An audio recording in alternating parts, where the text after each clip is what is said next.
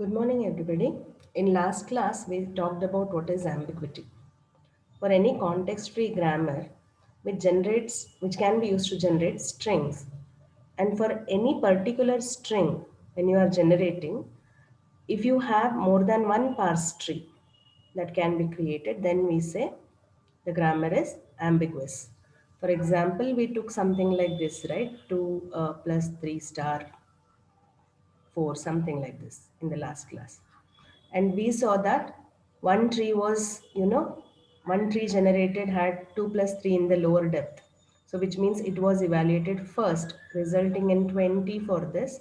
And the second tree had this in the lower depth. So it was 4 3s are 12 plus 2, whatever. If not the same equation, something like this. So the same grammar gave us two results which are not preferred. So that's why we call the grammar as ambiguous. Okay. After that, we said we can remove ambiguity from the grammar. To remove ambiguity from the grammar, or to reduce ambiguity from the grammar, correct? So we saw these three rules. That is, we have to remove these things as far as possible. That is, if you have epsilon productions, okay, remove epsilon productions. So eliminate epsilon productions, okay. And if you cannot eliminate epsilon completely, I mean, we haven't seen an example where we cannot remove epsilon completely in the last class. We saw a simple example where we can find nullable variables and remove epsilon rules, okay. So if you cannot remove epsilon directly, then we have some other technique. So basically we are trying to remove the epsilon production as first step. Okay. Then after handling epsilon, the second thing is, if you have symmetric rules, we have to remove on the right hand side. Symmetric means, you can see here, we say grammar is ambiguous if it has recursion in it. Okay. So you can see here S derives SS. So left hand side and right hand side, same symbols, correct? Right? So what we try to do is remove one recursion out of this. This is both left recursive as well as right recursive. The same symbol is there on the left hand side also and right hand side also. So we can remove recursion by forcing it to one side. Okay. So you can see here in simple terms, if you have two copies of the same non-terminal, which is there on the left hand side, also on the right hand side, we say there is a recursion. Okay. Out of these recursive symbols, we will try to remove right recursion. Okay. We will try to remove right recursion. And the third rule is, that is, if you have an you have to set the, if you have rule sets which will lead to an ambiguous attachment with optional prefixes, then we can remove it. Okay, we can remove it. All right. So this will talk when we come to this point. Today what we'll see is, what if I need epsilon in my product, I need an epsilon production in my grammar. Okay. So you can see here, what if epsilon is compulsory in the language? Sometimes it is important to retain it. Okay. So in such cases, what we do is, in the last class, you studied an algorithm called as remove epsilon, correct? Of G. You studied this algorithm in the last class. So remove epsilon, what did it have? In the first step, set G to G dash. Then we found the set of nullable variables, correct? Direct nullable and also indirectly nullable variables. And then we modified them. In each of the nullable, in each of the productions which had nullable variables on the right hand side, we made them null one at a time, etc. So we eliminated the thing. So you can see here, this is when you have to retain epsilon in the grammar, when it's compulsory to retain epsilon in the grammar. To handle such cases, we use another algorithm which is called as at most one epsilon. What does the name say? Okay, if we cannot remove all the epsilons, then At most we will retain 1 epsilon. And you see the first step is to use the same thing we learned yesterday. Alright. Remove epsilon of G. That is find nullable. Correct. And then remove epsilon productions using the rules that we saw yesterday, and we'll see it for another example today also. After doing that, you check whether your starting symbol is nullable. If starting symbol is nullable, then we add a new starting symbol called as S star. Okay, we make a new starting symbol as S star, and S star will become epsilon also, and S star will also be pointed to the new, old starting symbol. Yeah, I'll come back and explain this again after we solve the example. Okay, so first step, you can see one example here, balanced parenthesis. So we have already designed the context-free grammar for this, isn't it? How did we design the context-free grammar? We said the grammar contains, correct, a starting symbol, and then what does it contain? It has these two, right? So this is what it contains. And what is our sigma? Sigma is only these two symbols, correct? And rules which we'll write. And let us say the starting symbol is S. So what are the rules that we designed? So we said the parenthesis can be of this format. Let me call this as rule 1, right? And we also said it can be of this format, and let us call it as rule 2. And S can also be epsilon. This is rule 3. Okay. This is how we design the context-free grammar for balanced parenthesis language. Okay. So now we would like to eliminate the ambiguity, isn't it? But you can see that the starting symbol also has epsilon. That means we have to have this. Why we have to have this is, otherwise this expression will never stop, isn't it? I have to replace this with epsilon. Also, the language may not have any parenthesis at all, because you can see here star is mentioned, no, in the language here. Star means optional, right? May or may not. So because of which in this, it is necessary in this language,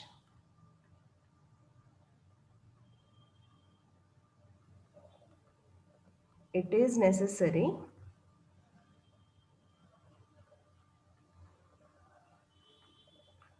to retain epsilon. Okay, it is necessary to retain epsilon. So which algorithm will use? Whatever I told above here, right? The algorithm was, at most 1 epsilon, isn't it? So what is the first step? The first step is to take this grammar, right? And assign it to, send it to the algorithm. The algorithm is remove epsilon, which we studied yesterday. So the algorithm we are using now is at most 1 epsilon. Okay, at most 1 epsilon, which is there here on the top, which I'll take you back again once more. In that first step is G double dash is equal to remove epsilon of G. G is what is there here. So that means I have to apply whatever I learned yesterday, right, over here. So yesterday what did we do?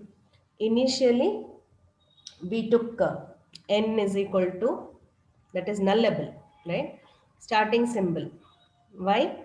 Because you have this equation, right? Because S derives epsilon. No other terminals, no other non-terminals are there, so it is going to be S itself, isn't it? After that, we try to, in step 3 we try to um, apply this, remove this nullable things one at a time. So if you take equation 2 here, or production 2,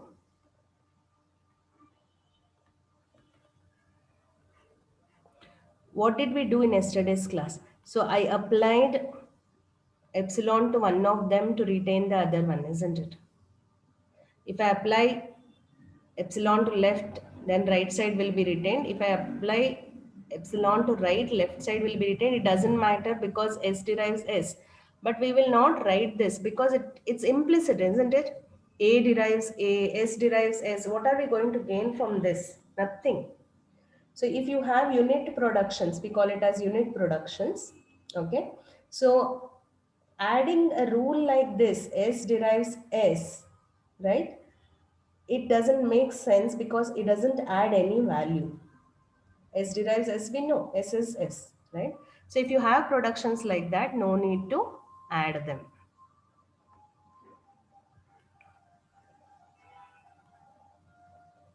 Is that clear? That's why even after applying the rules for this, there will be no change. And next will be applying to this. So in which case the first production now will become just this, isn't it? Open bracket, closed bracket, or open bracket, S closed bracket. I hope this is clear what we did yesterday. Same thing. That is, I have applied epsilon once to that S by applying and not applying. So I am left with these two. And this without applying epsilon will be like this. And if I applied epsilon, it would have become like this, but that I am not going to add. Okay. And what else I would have done? I would remove S derives epsilon because we are removing epsilon productions, isn't it? So this will be the grammar I'll be left with. I hope this is clear. I'll repeat again. This is the balanced parenthesis rule. We are trying to actually reduce the ambiguity. The first step in reducing the ambiguity is to remove epsilon productions. But for some grammars, it becomes important that we retain the epsilon, at least one, especially for grammars where your starting symbol leads to epsilon, because this is used for clean star. Okay. If I do not have, the language meaning itself will change. Okay, so it is important to retain. So what will I do? Instead of just using remove epsilon, which we did yesterday, what we do is we use another algorithm called as at most one epsilon. Okay, means we'll retain one epsilon. So for which the first step in this algorithm, you see here, it's a 3-line algorithm. The first step says remove epsilon from the grammar. Okay. I know we have to retain, but for first step, we don't have to retain. Okay. So we'll start with G dash is equal to remove epsilon. So here only one epsilon production is there, which is S derives epsilon, which I have to remove. Correct. So the first step is to find the nullable non-terminals. And if you see nullable non-terminals, S derives epsilon, so S is nullable. And anyway, nothing else is there, so it's not going to change. After we find nullable variables, next what we tried to do yesterday was to find the alternate or modified rules. Okay. So modified rules, how did we do? By substituting epsilon wherever S is there. Right? Once with and once without. Correct? That is once by applying epsilon and once without applying an epsilon. So since I have to remove S derives epsilon, if you see the first one, by making it as an epsilon, I get this. And by just keeping it, I get this. So I have two rules. Now coming to this, S derives epsilon. If I put an epsilon here also, I'm left with this side S. If I apply epsilon over here also, I'm left with the left side S. So both of them are just this, S derives S. But S derives S is implicit, so it doesn't make sense adding it at all. Okay, so we don't need to add rules like that. And then we had to remove S derives epsilon. So after applying the first step of at most one epsilon, we are left with this grammar. Okay, we have three symbols. So the second step in that algorithm, at most one here, you see here, If SG is nullable, means in the original grammar, SG, now it became G double dash. This is SG. So, if the starting symbol of the original grammar was nullable, then in the newly created grammar, generate a new symbol called as S star. Correct? Very simple. So, this is our G dash, right?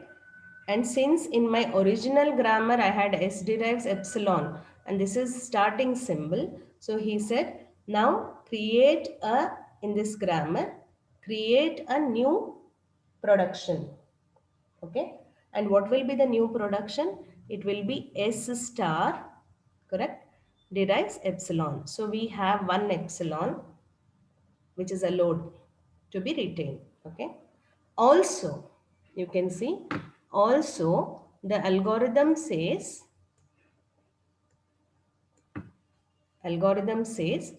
add one more thing, that is S star derives SG. Okay, SG means what? The original starting symbol. So in our algorithm the original starting symbol is S. So I will add S star, S star derives S. Okay, S star derives S. Rest we will maintain. So we had this, right? And we have this, and we also have this. So this is my new grammar. Okay. Now we are trying to remove ambiguity. So let us check whether we have removed ambiguity successfully. So in the last class, you had seen this one string for the grammar which was present, right? You had seen that this one created two parse trees.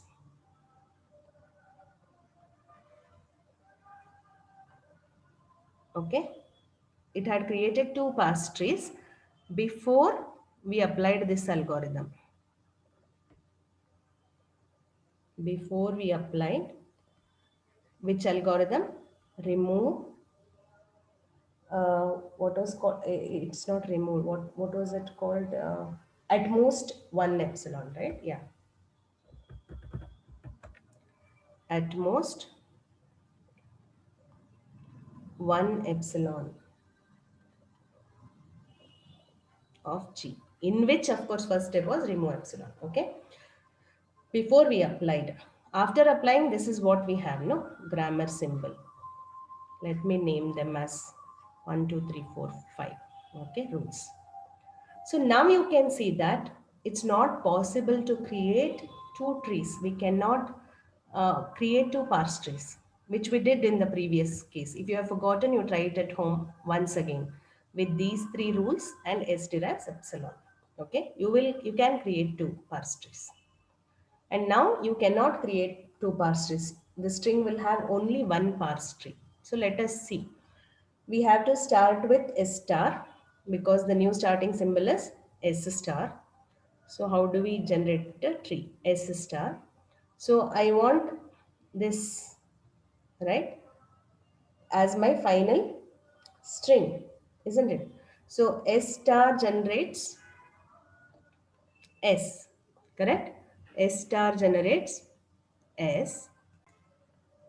So since you need two parentheses side by side, I need to use the fifth production, correct? From here.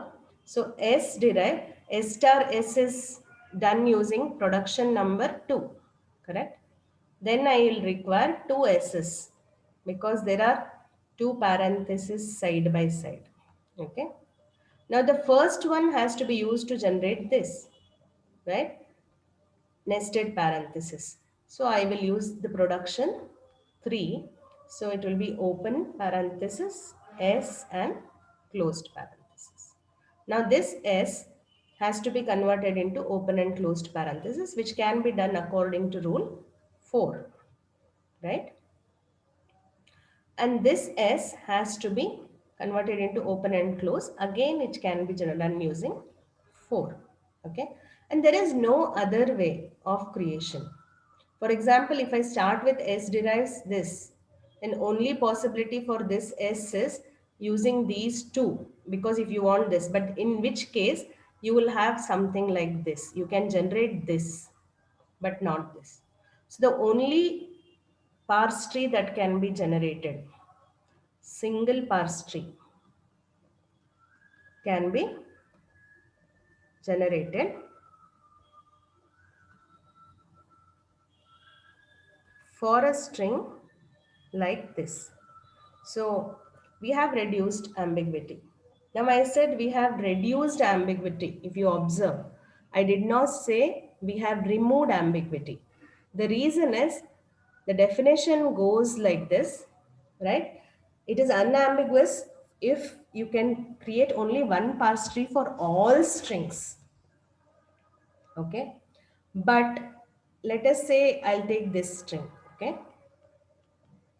If I take this string, even G double dash, the grammar we created now, after maintaining only one epsilon, even this, right, even G double dash can generate two parse trees.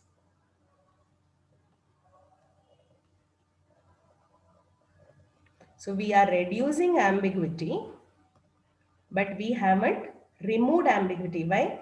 Because if you saw the beginning of the class, if you remember, there are three things to follow, isn't it? To remove the ambiguity, even if recursion is there, you have to remove. And in this, you have S derives SS still there, isn't it?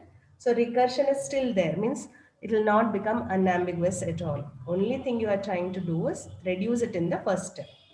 Two more steps we have to see to completely eliminate ambiguity. Okay. Now let us see how we can generate the two parse trees for this. So I'll rewrite the rules for you. It was S star derives epsilon, S star derives S derives open bracket and closed bracket, this and this, correct? Okay. Now let us create first tree. Okay. Excuse me. Yeah, sorry about that. So we have to start with an S star because that is our new starting symbol. Okay. So I can say S derives SS. Okay. And because to generate these two, I can still say S derives SS. And I can expand this S as open close using this. This also I can say open close, and this also I can say open close. Okay. One parse tree. Now let us take a second, sorry, from S dash you have to first derive S, isn't it? So S dash derives S. From S again I'll have SS. So I can expand this like this, and I can take this and expand it as SS and this. So you can see still ambiguous. Better than previous, but it is still ambiguous. So how do I remove ambiguity? Correct? How do I remove ambiguity? The next step to remove ambiguity is to try and eliminate symmetric recursive rules.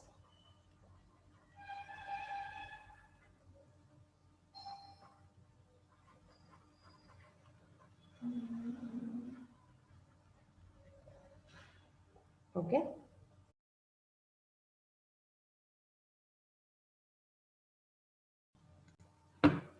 So how do we eliminate the symmetric recursive rule? In the beginning of the class, we said that a rule is symmetrically recursive if you have same symbol on LHS and twice on the RHS, correct? So we gave an example like this. These are symmetric recursive rules. So they have both left recursion as well as right recursion, and we are going to reduce it to only one recursion. Okay, we're going to eliminate one more. So how do we write or how do we solve this?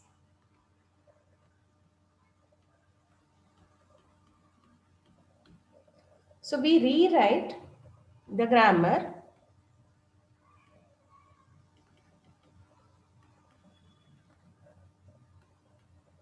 so that there is no choice.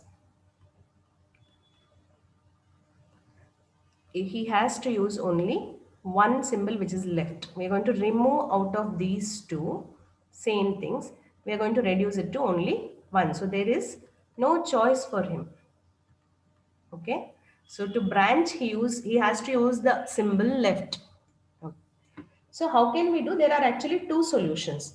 If you have something like this, S derives SS, we can rewrite this as S derives SS1, in which case we say we force branching to left, isn't it? If he has to expand S further, it's only present in the left hand side. Right side we remove. There is also one more solution. We could have done this, right? And force the branching to right.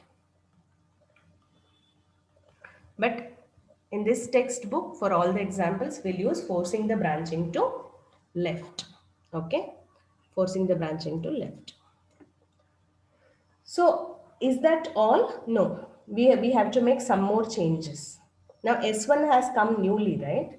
So, what we have to do is we have to add another production which is called as S derives S1. Makes sense, no?